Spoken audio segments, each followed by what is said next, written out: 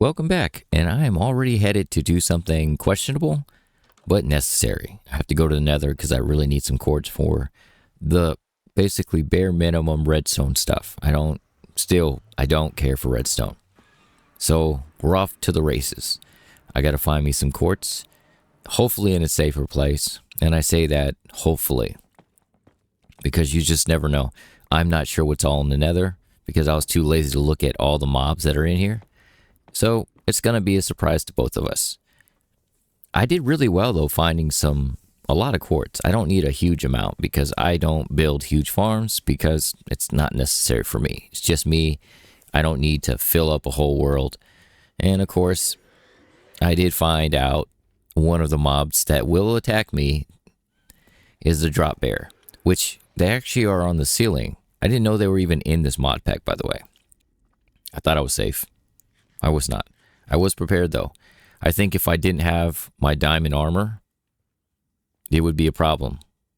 Like this thing.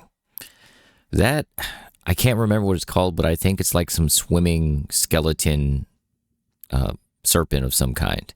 But as I'm collecting, I always like to look for new light sources, not the grass. These ear light fruit, and you have to use an axe. This is not a silk touch axe, by the way. It's just a regular axe with actually has fortune, but that's not necessary to actually break those. And I don't spend too much time in here collecting stuff because I honestly came in here for what I wanted, and you get too greedy, you will basically not have a good time after a while. So once I got out of here, those look like, what is that, Kate? Flan? Flan, that's what these look like. Sorry, I was hungry. But they look like flan. I just came out.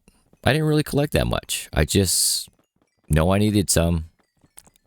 I'll probably go back again for some more. Or just pretend that I don't need any more redstone and just keep on moving. And we started redstone for these observers here. What farm was I making? Oh, it was for, what is that stuff called? Bamboo. That's it. I know this. That's what I was making. A bamboo farm. I don't need it to be huge, but I wanted it so I can make some blocks eventually. Now these chalk blocks here, the chalk, amazing looking block. I like it's a little grayish, but it's a little weird. As I was trying to fix this stuff and detail and change stuff around, chalk bricks are the weirdest block I think I've seen added. You can break every other block, a variant of that. But this one, it won't let you break it. With nothing. I tried with silk touch. It's a one-use item. Weird. So I had to go get some more iron. Of course, I always need iron for something. And when I go out in the world, which is amazing, you start seeing all these different animals that are not vanilla animals. And I think it gives you a really great platform to basically be an explorer within Minecraft. This bird, you can't catch it. Trust me, I've tried. But basically, it gives you slow falling. Or gliding, as it were. I don't even know how close you have to get to it, because I didn't think I was that close to it. But these are one of the areas I get iron. For me. And then I'm off again to some more animals because I finally collected enough bananas and I didn't realize how much bananas I needed. You have to drop it. You can't just hand it to him. I was kind of worried that he was going to hit me. I love the animations for it. Just fun fact, you can't teleport them anywhere. I'm going to have to move these mobs. They don't really follow you as a whole. Now this mysterious greedy bird, this disgusting parrot, that parrots aren't disgusting as a whole. I'm just saying this one is, it ate so many seeds. But since I was here, I was like, I might as well get a parrot. Because I have another one and it needed a friend. So for whatever reason, that's just, when I'm out exploring, I end up having these modes where I just have to start collecting animals. And I know that one of the objectives for me today is to start collecting gunpowder, which we will get to. because I need gunpowder to be able to. This is one of the reasons why it's this gorilla, to move certain mobs over the bedrock. And of course, if you never broke bedrock, you need TNT. I can get sand clearly. You can see it around me, but the TNT is what I need. It's a little slow though. Like normally I get through vanilla stuff pretty quick. This. But right now I'm not in a rush to do everything. Because by now I would have beaten the dragon already. I would have got my Electras, which it's still maybe next episode. I don't know. I'm just planning ahead. I'm just wondering, should I have this really good slow balance or just go for it all? It's going to be slow. Another interesting animal that I would like to move, which does not follow you, but you can lead, is these monkeys. These things, their characteristics are, if you feed them wheat, they basically start breaking grass. It's an interesting thing. They're passive as a whole. I didn't try hitting one. You can try it at your own risk though. But they're cool mobs that I want. Same with these rhinos. And also the elephants over there. You can't tame the husk ones. The tusks, not husk, tusks. You can't tame those. But they're really cool animals. You just feed them wheat, these ones here. And elephants, I'm pretty sure, if I'm remembering the book right, which I'm probably not, but they love to eat acacia blossoms, which you can see right there next to my potatoes on my hotbar. They don't drop as much, so basically you just get them from acacia trees. And that's what apparently the elephants eat, ? I think they eat hay as well. I'm going off topic. We'll get back to elephants, hopefully, once we get the bedrock dealt with. I'm back to more animals, the kangaroo. Now, there's certain things that you have to remember if you are to, breed. You can breed them. Like, if you tap this kangaroo, the roo should come out of the pouch and it'll jump around and then find its mom again. Which I think is really cool. I think all these animations are cool. I actually almost shot that kangaroo trying to feed myself. But with these, same as I believe the raptors were the same way, you have to actually tame the new ones once they become adults as well. They're not just yours like dogs are. But back to the gunpowder that I need to move some of these mobs. Of course, the best time would be to hunt at night. I don't have a farm. I don't feel like making a farm right now. Having just said that, I think I just might make a farm.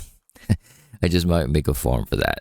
I'm not sure, but I think I might just grind it out and make a farm. What is cool about this night fighting, though, is I get to test what the raptors will attack. And they attack everything that either hits me or I hit. And I mean everything. Yeah, everything. From the creepers, that fly, of course, obviously the zombies. I do need some puppies, though, for the skeletons. They're not really a huge issue. It's so good to have diamond armor right now because I think I would have taken so much more damage over all this time of me being a fool. But they've helped so much. If you didn't notice, then I just accidentally looked at an Enderman right in the eyeballs. Right in the eyeballs. I didn't want to hit my raptor, but they will. If you can see the Enderman's health bar going down drastically. They attack those too, which is just so amazing. And I would love to take them for a dragon fight. This is just future thoughts for me. But of course, you'll end up teleporting in and then you'll push them off the platform and then it'll be gone. But it's cool that they will attack. And the portal's fairly close to here anyway. So that one actually works itself out too.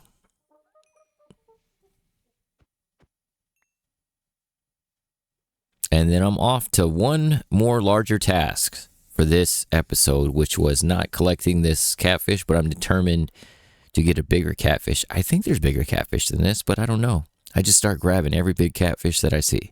But I was actually fishing for some salmon because my goal right now is to tame or attempt to tame some bears. I have 2 bears and I'm just curious if I can tame them. Now, how the book reads is you give them honey And then once they're basically relaxed, you give them salmon. And supposedly you should be able to ride them, which the book reads as kind of a fairy tale, which I think is really cool, the story. And if you ever get a chance to look in the animal dictionary, I think it's probably my favorite book that you could possibly read in any Minecraft mod pack. It's just really cool. It has such weird ways they say certain things. But we're to the honey and the salmon. I don't know how much of each that it needs, but you can't just hand it to it. It would probably attack me if I didn't have it on a lead. It'll pick it up. They do eat or break down, I think, the beehives as well. It is so cool that they got the honey on the face like that.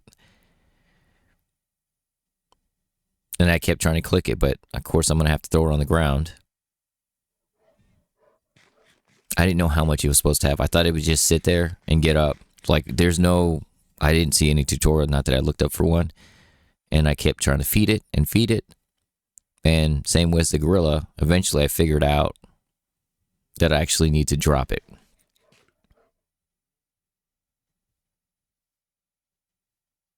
And in between this, as you're seeing me do this, I was trying to figure out my next exhibit as well.